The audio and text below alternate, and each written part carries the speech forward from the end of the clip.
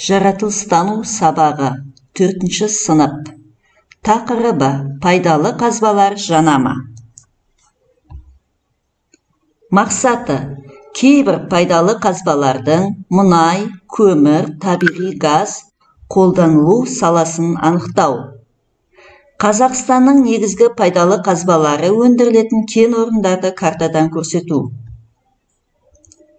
Пайдалы қазбалардың жанғыш деп аталатынын бүгінгі сабақта білетін боласыңдар.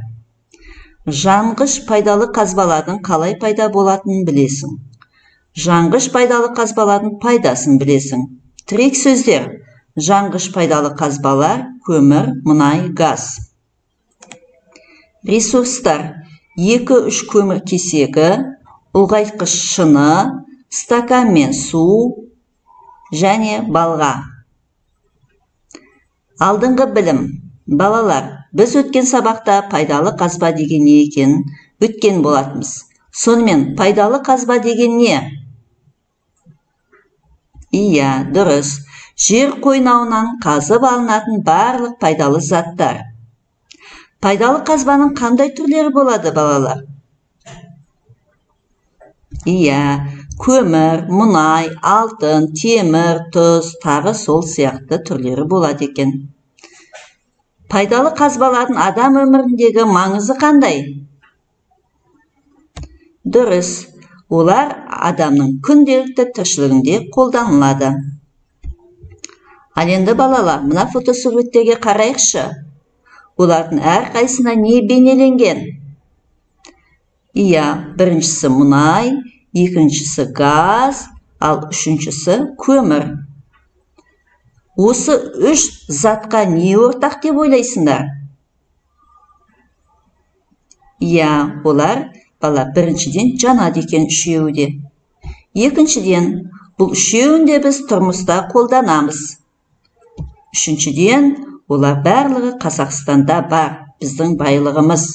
Міне осы мұнай, газ, көмірді балалар жанғыш пайдалы қазбалар дейді екенбіз. Енді балалар, мына видеоға, бейне жазбаға қарайық. Балақай, сен ең алғашқы қазақ мұнайы қай жерден шыққанын білесің бе? Атырау өңірін алғашқы болып зерттеген ғалымдар 1860 жылдары бұл жердің мұнайы су бетіне қалқып шығып жатады екен деп жазған. Араға ондаған жыл салып, 1899 жылы қараша айында Атырау облысының Қарашүңгіл деген жерінен мұнай табылды. Осы жердегі номер 7-ші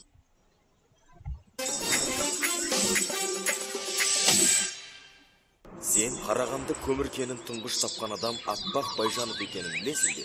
1833 жылы болыстың малын бағатын Аппақ есімді жас жігіт жерде жатқан тас көмірді тауып алады. Көмірдің жанатын қасиетін аңғарған жігіт оны қазып алып жақын ауылдардың барлығына отын ретінде жеткізіп тұрған. Аппақ Байжановтың жаңалығы дер кезінде ешкімнің назарын аудара қойған жоқ. Арада тек 23 жыл өткен соң ғана көмірдің құндылығы анықталып, оны өндіру ісі қолға алынды. Аппақ Байжанов көмір кенін тапқан бұл жер бүгінгі Северная шахтасының аумағы болатын.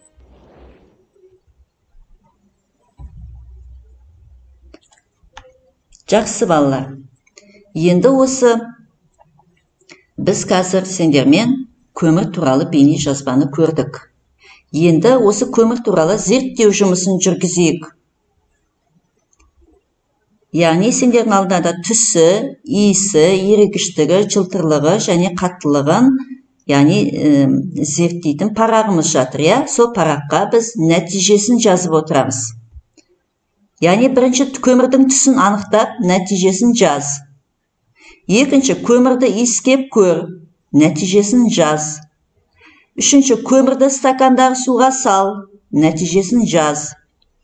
Төртінші, көмірдің сапасын анықта, нәтижесін жаз. Бесінші, көмірді балғамен ұрып көр. Ал енді балалар, өзіміздің зерттеу парағымызды тексереміз.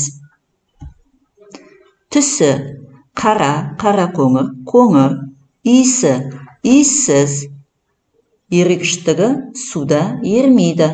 Сапасы: жылтыр, қолға жұғады. Қаттылығы: қатты, дестеден келген, үгіледі.